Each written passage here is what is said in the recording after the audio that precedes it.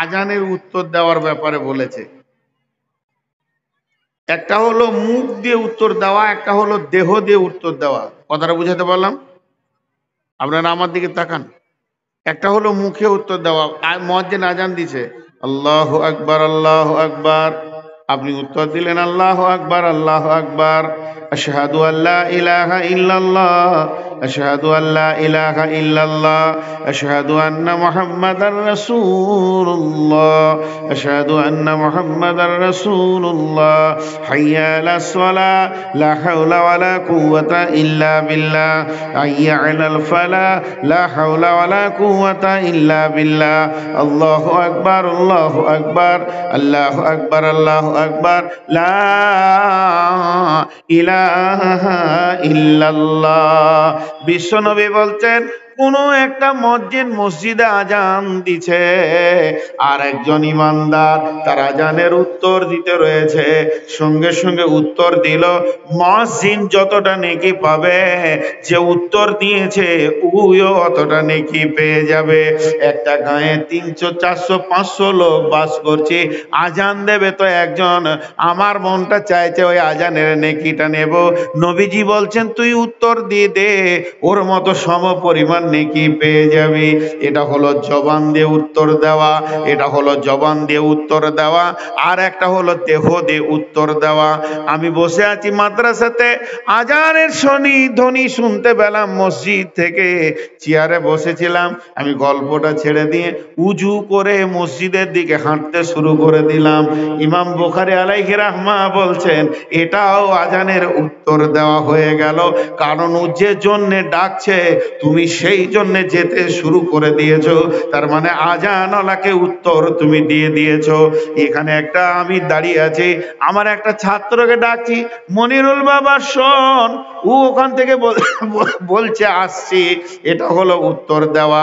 আর ও আমাকে কিছুই বলল না, এইদিকে হাঁটতে শুরু করে দিল, তার মানে আমার কথার সে জবাব দিয়ে দিল। অতএব একটা হলো দেহ দিয়ে উত্তর দেওয়া, আর একটা হলো জবান দিয়ে উত্তর দেওয়া।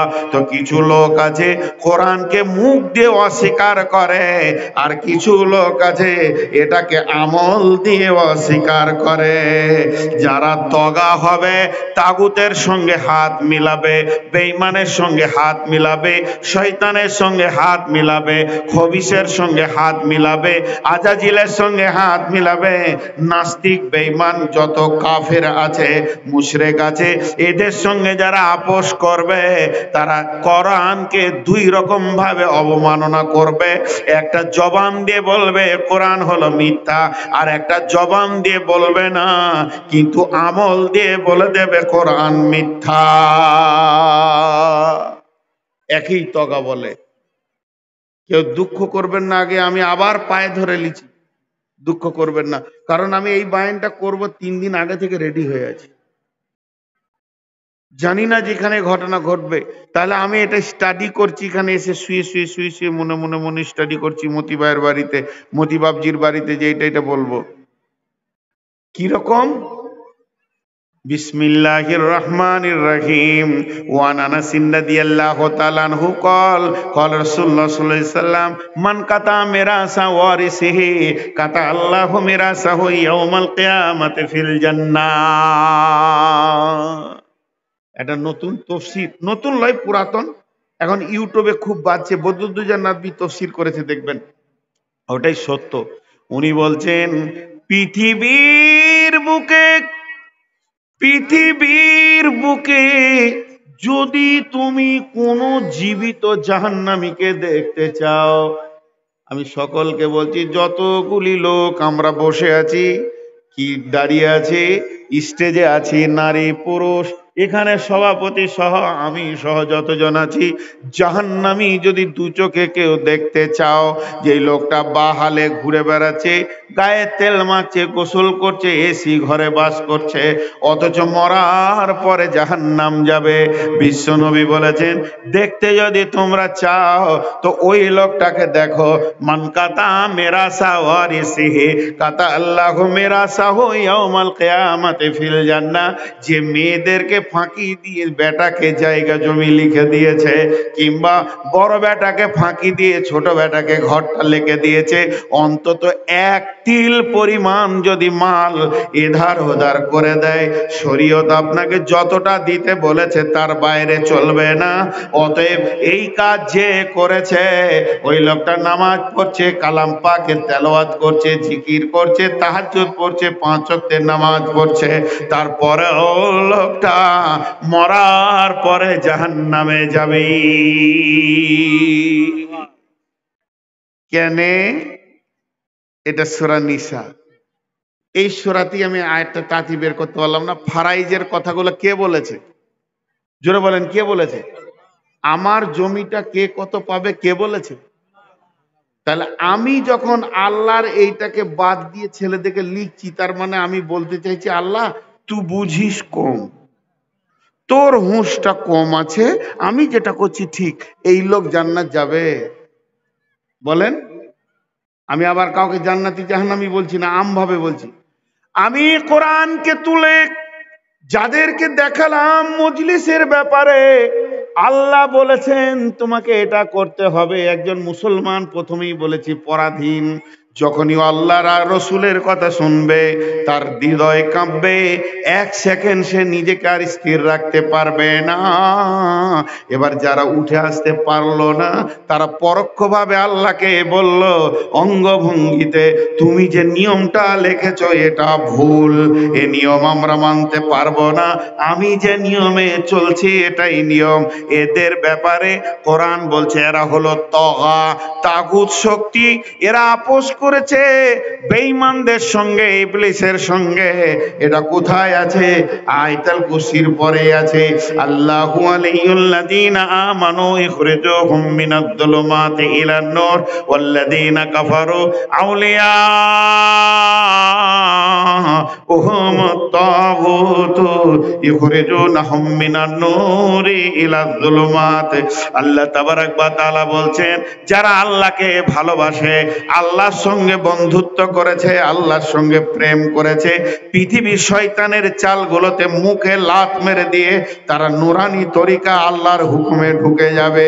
আর যারা আল্লাহকে বাদ দিয়েছে, মনের দিক থেকে আল্লাহকে মানতে চায়নি, দেহতে মনে হচ্ছে মুসলিম, টুপিতে দাড়িতে, কিন্তু তারা কি করেছে? আল্লাহর হুকুমকে লাত মেরে দিয়ে শয়তানের হুকুমের দিকে মাথাকে ভরে নিয়েছে। আল্লাহ তাবারাক ওয়া তাআলা বলছে এরা অন্ধকারের রাস্তাটাকে বেছে নিয়েছে, আলোর রাস্তাকে বাদ দিয়ে। এই রাস্তাটা যেতে যেতে যেতে যেতে বাম দিকে গেলে হিলি পাবে, ডান দিকে গেলে মালদা পাবে। তো এদের রাস্তাটা শেষ হয়েছে কোথায়? আল্লাহর কালাম পাক বলছেন উলাইকা আসহাবুন নারি হুম ফিহা খালিদুন। এদের রাস্তাটা লিলিহান আগুনের ভিতরে গিয়ে শেষ হবে, যেহেতু এরা আল্লাহর কালামকে পরোক্ষভাবে মানতে পারেনি, আল্লাহর দ্বীনকে মানতে পারেনি, আল্লাহর শরীয়তকে মানতে পারেনি।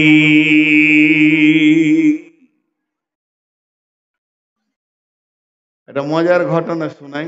কোন জায়গা কার নাম জিজ্ঞেস করিয়েন না, একটু ইশারা দিব। পাকুর এলাকায় বিখ্যাত শাইখুল হাদিস, 30-40 বছর বুখারী পড়াচ্ছেন।